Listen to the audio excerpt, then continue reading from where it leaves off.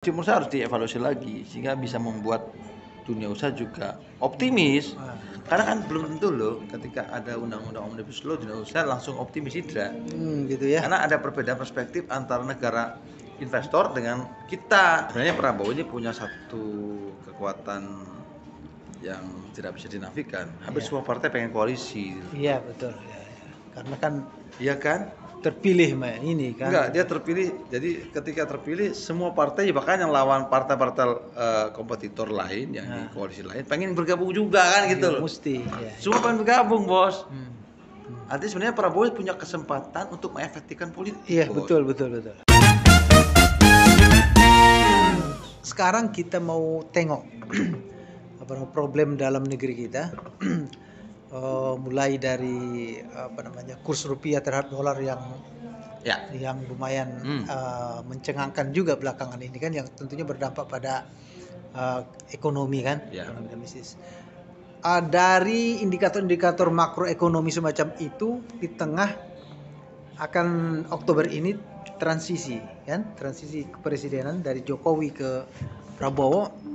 Orang menyebut ini cuci piring, Bos. Maksud Anda setuju nggak? Ini pertanyaan. Ini kan konsekuentif ya. Konsekuentif. Gimana maksudnya? Kalau orang bilang cuci piring ya tidak salah juga. Tidak salah juga. Tapi konsekuentif dong. Nah, gimana? Kan ini satu resiko yang mestinya sudah dibaca oleh pemerintahan yang baru, oleh pemerintahan Prabowo ini terkait dengan tingginya hutang kan. Kan cuci piring hutang juga kan. Iya. Ada satu sisi sekarang ada situasi pelemahan nilai tukar rupiah terhadap dolar ya udah 16.400 sekarang. Yang kedua kita juga ada devisa negara kita juga makin menyusut. Kemudian juga istilah kata margin antara ekspor sama impor juga negatif masih ya. Ini satu memang agak kurang bagus sebenarnya. Banyak orang pakar bilang ini situasi kurang bagus. Situasi kurang bagus ya? Iya kan. Makanya menurut saya pemerintah Prabowo harus melakukan langkah-langkah pengetatan APBN gitu. Pengetatan anggaran. Di tengah bahwa dia punya program populis yaitu makan siang dan minum susu gratis. Dan juga pendidikan tinggi yang murah. Ini kan program populis. Populis betul. Sebenarnya yang kerangkanya adalah pembangunan SDM yang selama 10 tahun terakhir diabaikan oleh pemerintah Jokowi gitu. Kurang diperhatikan oleh pemerintah Jokowi gitu. Ya. Makanya saya sih tidak masalah kalau beberapa program-program Jokowi itu dilakukan pengetatan. Bukan hilang tapi dilakukan pengetatan. Rasionalisasi. Rasionalisasi. Katakanlah misalnya IKN ya oke, IKN. Kalau targetnya mungkin 10 tahun ya mungkin dimundur jadi 15 tahun. Jadi ada pelonggaran. Skala prioritas dulu lah ya. Iya, kan bisa kemana. Yang kedua ya memang harus dicari sumber-sumber keuangan baru. Sumber-sumber keuangan baru kan. Menurut Anda di mana ya? Ya, kalau kan misalnya ada mutual legal assistant MLA kan untuk kita mengambil uang-uang haram yang ada di luar negeri untuk dibalikin ke Indonesia kan bisa begitu kan. Kalau mau dieksekusi. Yang dulu kata Pak Jokowi ada 11.000 triliun kan. Kan belum dieksekusi itu kan. Di mana nih? Cari aja gitu loh. Gitu. Uang-uang yang ditaruh di cuci uang itu ya. Kemudian yang selanjutnya adalah mendorong produktivitas. Ya. Makanya harus investasi harus jelas juga. Memang punya ada kebijakan katakanlah undang-undang investasi kan yang rame itu kan. Yang beberapa undang-undang jadi satu itu. Omnibus Law kan. Harus dievaluasi lagi sehingga bisa membuat dunia usaha juga optimis. Karena kan belum tentu loh ketika ada undang-undang Omnibus Law dunia usaha langsung optimis tidak. Gitu ya. Karena ada perbedaan perspektif antara negara investor dengan kita. Kita berpikir mungkin dengan kita membuka lebar-lebar kita, ya. Terus orang akan banjir ke sini. Negara akan banjir belum tentu juga karena orang jadi wait and see. Karena misalnya gini. Ini kemarin yang mungkin kurang diperhatikan dalam konteks penyusunan Omnibus Law menurut saya adalah ketika negara-negara investor ada negara demokratis, dia sangat menghargai bagaimana proses demokrasi itu dilangsungkan. Nah, ketika ada satu undang-undang dinilai mungkin dianggap kurang demokratis, maka dia akan jadi worry, akan menahan diri gitu loh. Karena Omnibus Law ini kan cepat banget loh. penyusunan cepat sebagainya sebenarnya. Nah, kita perlu di asesmen bagaimana penilaian negara-negara investor terkait dengan proses penyusunan omnibus law, apakah memenuhi value demokrasi versi negara sana atau tidak gitu. Karena memang itu kan sebenarnya memangkas berbagai macam hambatan-hambatan. Tetapi misalnya hambatan-hambatan misalnya soal penilaian lingkungan, AMDAL kan banyak yang dihilangkan. Sementara negara investor sangat mengedepankan lingkungan. Ini kan jadi kan nggak matching, nggak ketemu. Maksudnya perlu cek lagi. Jadi itu apakah itu menjadi penghambat atau jadi faktor pendorong, kan perlu dicek lagi, di asesmen dong. Jangan hanya udah kita buka. Sorry, kadang-kadang kalau kita melihat cewek udah terbuka lebar, kita malah nggak tertarik kan? Ya. Justru kita pengennya yang terbuka dikit. Karena apa, imajinasi liar. Tapi kalau terbuka lebar nggak ada imajinasi lagi kan? Harusnya begitu loh. Sorry itu saya. Kalau kita menggambarkan seperti itu pada dasarnya. Artinya keindahan dalam investasi kan selalu ada. Aspek lingkungan, aspek humanisme, aspek kepastian hukum, ya kan? Aspek solusi kepada tenaga kerja yang berkeadilan. Jangan-jangan itu menjadi variabel yang membuat yang namanya investasi indah. Memang agak ribet, tapi membuat investasi indah. Jangan begitu, kan kita nggak ngerti kan. Orang-orang pengen investasi, emang apakah harus selalu untung? Ya boleh jadi orientasinya begitu kan. Tapi jangan-jangan keindahannya nggak ada. Jadi udah terbuka semua, kayak ditutupin bos, malah nggak menarik bos. Gitu ya. Kalau misalnya skemanya adalah pengetatan anggaran kan gitu ya, itu kan diterjemahkan dalam struktur kabinetnya juga seperti apa kan gitu ya. Beberapa kabinet yang menurut kita mubazir tentu dipangkas kan, harinya kan begitu tuh kan. Gitu ya. Pasti memang kalau kan alurnya kan begitu tuh kalau pengetatan anggaran kan.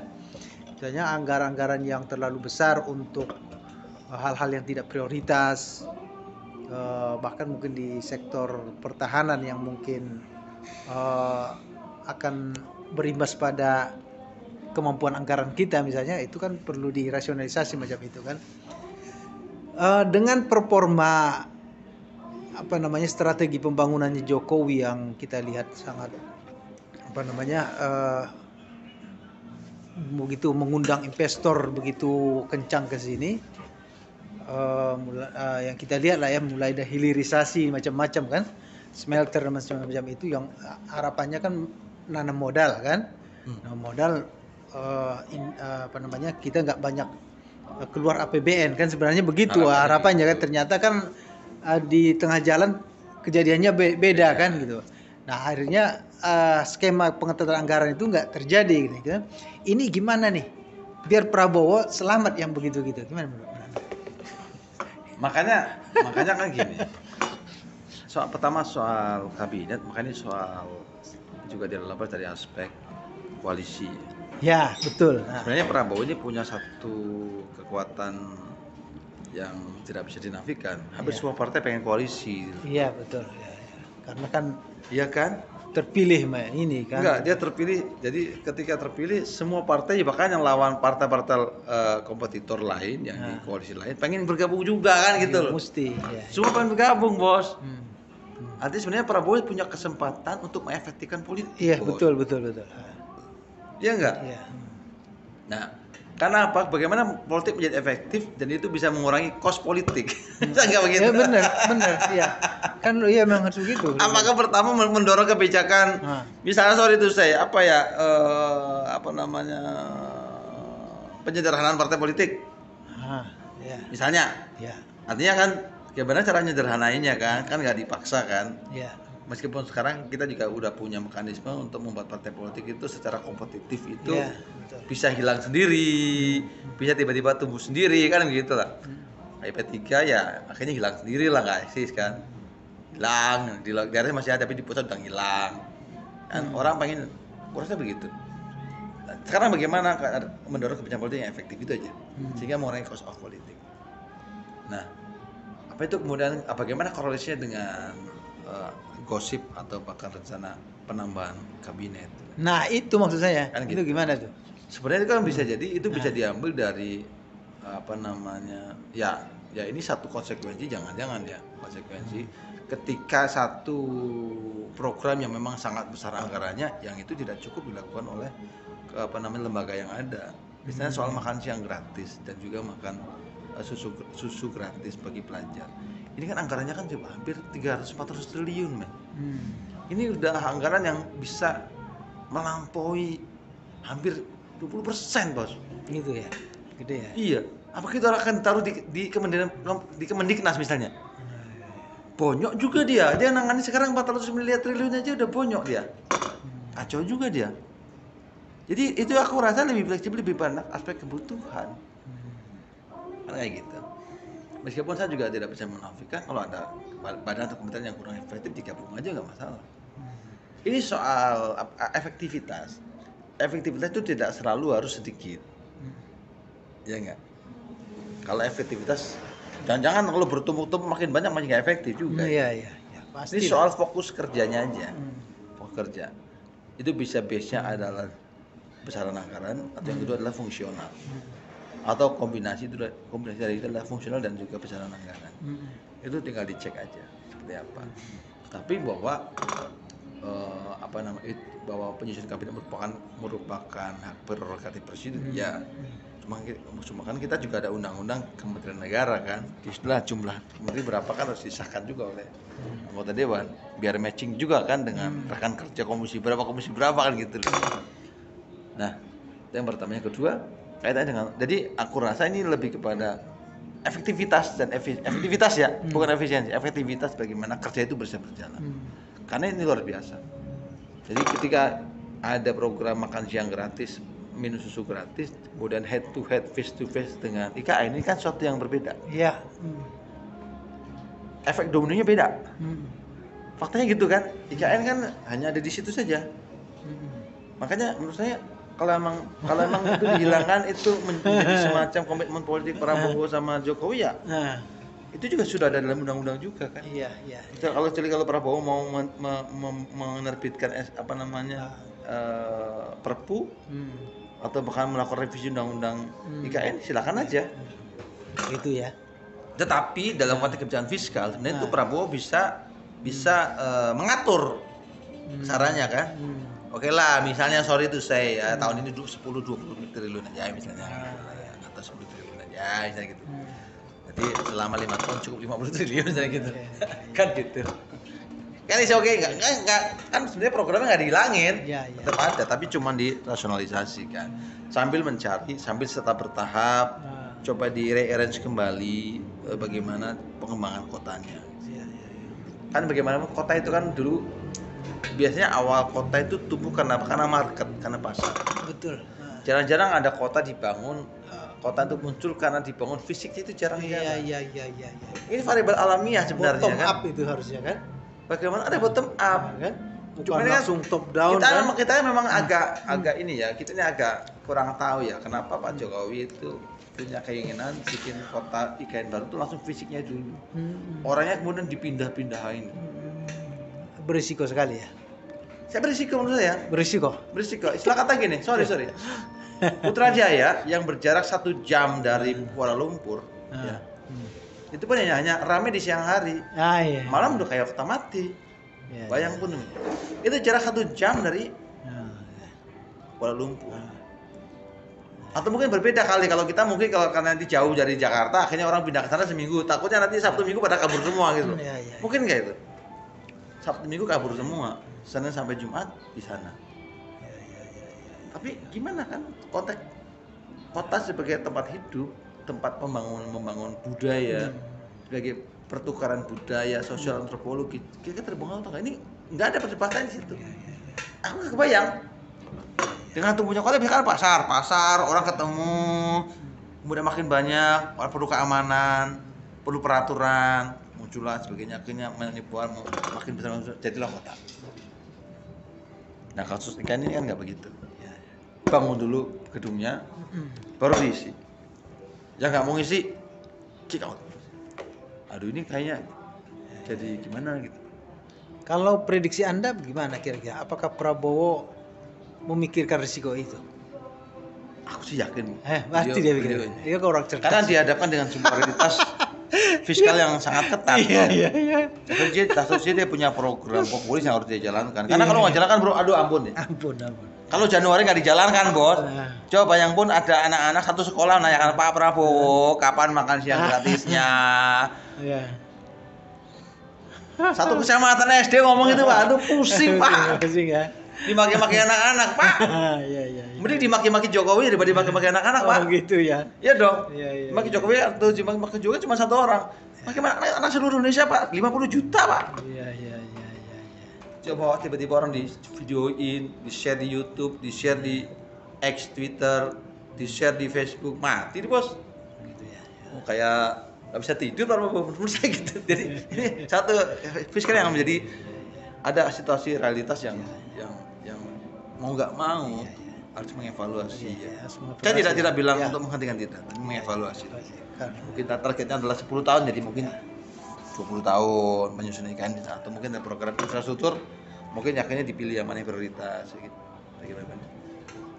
Kan nggak masalah itu, sambil merethinking kembali, sambil merencanakan kembali bagaimana penyempurnaan daripada rencana-rencana yang memang menurut saya itu sangat mepet, sangat pendek, sangat didesak gitu. Biar lebih matang lah. Lebih bijak begitu lah. Lebih bijak begitu ya. Ya. Saya kira juga ada risiko, toh juga ininya kekuasaan kepresidenan kan di tangan dia. Ya. Apa yang terjadi di kepresidenan sebelumnya bisa nggak ada halangan untuk dikoreksi kan? Tidak ada masalah. Cuma mungkin memang ada kesan yang kita lihat, istilah kontinuitas itu kan, kontinuitas antara Presiden Jokowi dan Presiden Prabowo, di mana dalamnya include program IKN. Makanya kontinu itu makanya artinya kalau disebut kontinu dia sebenarnya pertama secara yuridis dia tidak menafikan undang-undang itu. Yang kedua kan ini berarti kan secara konteks realisasinya.